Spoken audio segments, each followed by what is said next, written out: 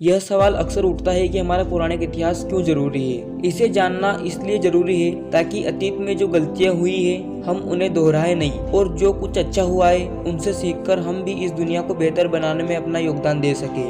आज मैं आपको बताऊंगा सफलता के वे सूत्र जो हम सभी को महाभारत से सीखने चाहिए। पहला सूत्र, क्वालिटी चुने, क्वांटिटी नहीं। कृष्ण कौरवों और पांडवों दोनों में से किसी का विनाश नहीं चाहते थे। वे आखिर तक युद्ध को टालने के प्रयास करते रहे, लेकिन युद्ध अनिवार्य हो गया था। कृष्ण ने दुर्योधन और अर्जुन दोनों को एक विकल्प दिया। एक तरफ मेरी अक्षौहिणी नारायणी सेना है तो दूसरी तरफ मैं अकेला, जिसे जो चाहे चुन लीजिए। एक तरफ क्वांटिटी थी तो दूसरी तरफ वे अकेले कृष्ण, वह भी निहत्थे, हालांकि क्वालिटी से भरपूर थे। दुर्योधन ने क्वांटिटी चुनी तो अर्जुन ने क्वालिटी, लेकिन युद्ध का परिणाम क्या हुआ सब जानते हैं। तो गिनती की दौड़ में ना पड़े, गुणवत्ता की खोज करे, विजय निश्चित है। दूसरा सूत्र, समय के साथ बदल जाए। चौसर में हारने के बाद पांडवों को 12 साल के वनवास और 1 साल के अज्ञातवास पर जाना पड़ा। अज्ञातवास की परिस्थिति बेहद कठिन थी।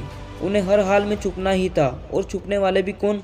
वे जो लाखों में भी पहचान लिए जाए, पांडव पुत्र। इनका अज्ञात रहकर छिपे रहना एक असंभव सी चुनौती थी, लेकिन इस चुनौती से घबराकर इस पर आंसू बहाने के बजाय पांडवों ने तय किया कि समय बदला है तो हम भी बदल जाएं। वे छिपने के लिए राजा विराट के यहाँ जा पहुंचे।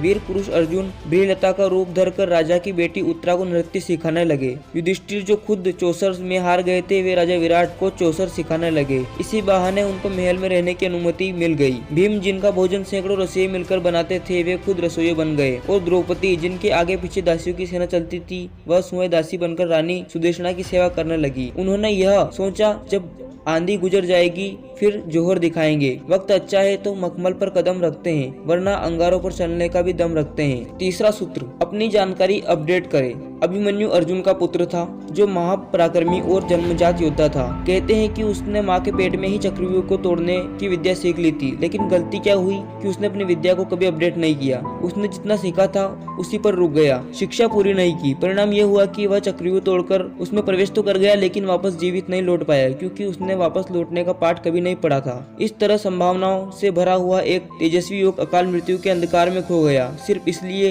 कि उसने जानकारी अधूरी प्राप्त की थी। चौथा सूत्र, महत्वाकांक्षा लालच के बीच अंतर। आप बहुत बड़े आदमी बनना चाहते हैं, बहुत पैसा कमाना चाहते हैं, शोहरत पाना चाहते हैं, तो यह महत्वाकांक्षा है। लेकिन यह सब अगर आप किसी का हक मारकर करना चाहते हैं तो यह लालच है। महत्वाकांक्षा जितनी अच्छी चीज है, लालच उतनी ही खराब। दुर्योधन चक्रवर्ती सम्राट बनना चाहता था। उसकी महत्वाकांक्षा थी हस्तिनापुर ही नहीं, 10 दिशाओं में उसका राज हो, लेकिन उसे लालच का अभिशाप डस गया। उसने अपने ही भाइयों का हक मारना चाहा, पांडवों को 5 गांव देने से मना कर दिया। फिर क्या हुआ? हस्तिनापुर का वह राजा तो जो जमीन पर पैर नहीं रखता था, कुरुक्षेत्र की धूल में लौटते हुए मारा गया।